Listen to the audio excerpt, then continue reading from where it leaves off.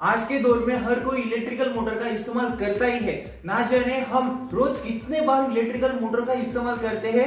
जैसे कि अगर हम बात करें हमारे घर की, तो हमारे घर में जो पानी की मोटर रहती है उससे लेकर जो मिक्सर ग्राइंडर रहता है वहां तक हम हमारे घर में इलेक्ट्रिकल मोटर के जो इक्विपमेंट है, अप्लायंसेस है, उनमें उनका इस्तेमाल करते ही है। और अगर हम बात करें हमारे ऑफिस की, तो हमारे ऑफिस में जो लिफ्ट रहती है जो कि एक माले से दूसरे माले तक जाने के लिए हम वहां पे भी उस इलेक्ट्रिकल मोटर का ही इस्तेमाल करते हैं। इसका मतलब कि ऑफिस में भी हम लिफ्ट से लेकर जेरोक्स मशीन तक हम इलेक्ट्रिकल मोटर का ही इस्तेमाल करते हैं। और आपने कभी इसको प्रैक्टिकली नजर से देखा होगा कि अगर हम इसका स्विच ऑन करते हैं तो ये कंटिन्यूअस रोटेशन जो है वो हमको प्रोवाइड करती है। जब तक हम इसको स्विच ऑफ ना कर दे तब तक ये कंटिन्यूअस घूमती ही रहती है, बंद ही नहीं होती। अगर आपने इस मोटर को खोल के देखा होगा तो इस मोटर के अंदर बहुत सी जो वायर है वो एक दूसरे में ऐसे लिपटी हुई रहती है। तो क्या इस रोटेशन को कंटिन्यूअस प्रोवाइड करने के पीछे क्या इसकी वाइंडिंग ही होती है जो इसको कंटिन्यूअस रोटेशन प्रोवाइड करती है। और आखिर क्यों, जब तक हम इसकी स्विच ऑफ ना कर दे तब तक ये घूमती ही रहती है। तो डोंट वरी, इन्हीं सारे सवालों के जवाब देने के लिए तो हम इजी टू लर्न के माध्यम से आपके सामने हाजिर हुए हैं। अगर आप में से कोई electrical diploma, electrical engineering, electrical field से बिलोंग करते हो या फिर इलेक्ट्रिकल फील्ड में आपकी कोई रुचि है तो आपको ये हमारा चैनल जरूर सब्सक्राइब करना चाहिए ताकि इसी तरह की इंफॉर्मेटिव और रोचक वीडियो आपको मिलते रहे। चलिए तो आज का वीडियो हम शुरू करते हैं।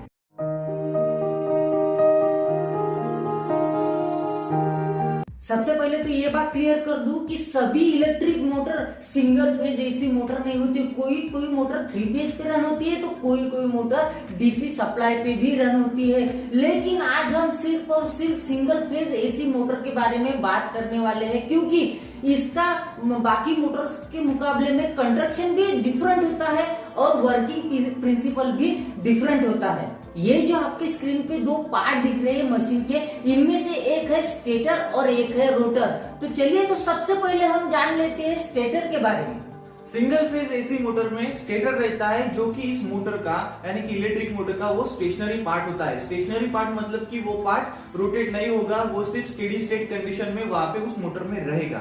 और इस स्टेटर के अंदर 2 चीजें होती है, उसमें से पहली है वाइंडिंग और सेकंड है कोर। तो कोर जो है वो कास्ट आयरन या फिर कास्ट स्टील के मटेरियल से बनी हुई रहती है और इसको बनाने के लिए हम इस मेटल की थीन स्ट्रिप लेकर इस कोर को बनाते हैं ताकि कोर के जो लॉस है वो कम हो जाए। इस कोर के स्लॉट में वाइंडिंग को प्लेस किया जाता है और ये जो वाइंडिंग है ये वाइंडिंग कॉपर मटेरियल से बनी हुई रहती है ताकि इस वाइंडिंग की जो लॉसेस है वो कम से कम हो।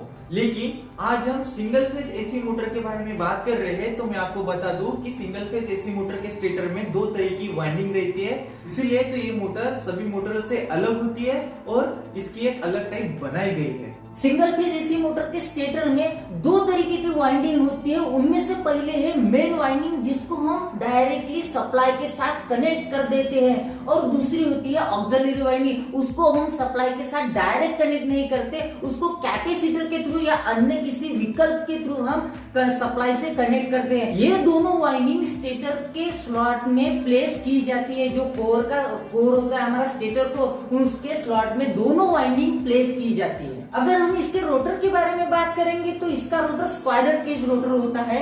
क्योंकि इसको स्क्वायरल केज इसलिए बोलते हैं क्योंकि ये लगभग स्क्वायरल केज के जैसा ही दिखता है, इसीलिए इसको स्क्वायरल केज रोटर बोला जाता है। और सिंगल फेज मोटर में को स्क्वायरल केज रोटर ही इस्तेमाल किया जाता है, ज्यादातर स्क्वायरल केज रोटर ही इस्तेमाल किया जाता है। इसमें सिलिंड्रिकल लैमिनेटेड कोर होता है जिसमें पैरेलल स्लॉट होते हैं और उन पैरेलल स्लॉट में एक बार प्लेस किया जाता है और उन बार के एंड में एक एंड रिंग रहती है जिससे वो बार जुड़े हुए रहते हैं, जिसको ही हम इलेक्ट्रिकल लैंग्वेज में एंड रिंग कहते हैं। और ये पूरी असेंबली यानी कि रोटर स्टेटर के अंदर ही रोटेट होती है और इसी के साथ साथ शाफ्ट भी रोटेट होता है, क्योंकि शाफ्ट के ऊपर ही ये पूरी असेंबली माउंट की जाती है। और शाफ्ट के एंड में एक बेरिंग लगा हुआ रहता है। बेरिंग की मदद से मोटर आसानी से रोटेट होती है, स्मूथली रोटेट होती है। और अगर मोटर ज्यादा हेवी लोड वाली हो, अगर मोटर के ऊपर ज्यादा हेवी लोड होगा तो वो गर्म होगी। इसके लिए हम उसको कूलिंग करने के पर्पज से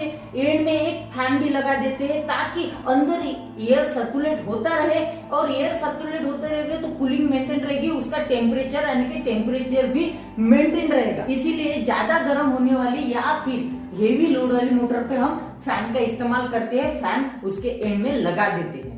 और ये सब रोटर, स्टेटर, बेरिंग को एक क्लोज सिलेंडर में असेंबल किया जाता है और इसको ही हम इलेक्ट्रिकल लैंग्वेज में योक कहते हैं। तो आज हमने डिस्कस किया है सिंगल फेज एसी मोटर का कंस्ट्रक्शन, और जल्दी हम इसके नेक्स्ट वीडियो में इसके वर्किंग प्रिंसिपल को भी डिस्कस करेंगे। अगर आपको ये इलेक्ट्रिकल का टॉपिक अच्छा लगा हो तो आपको जरूर हमारे चैनल को सब्सक्राइब करना चाहिए, ताकि इसी तरह के इंफॉर्मेटिव और रोचक वीडियो आपको मिलते रहे।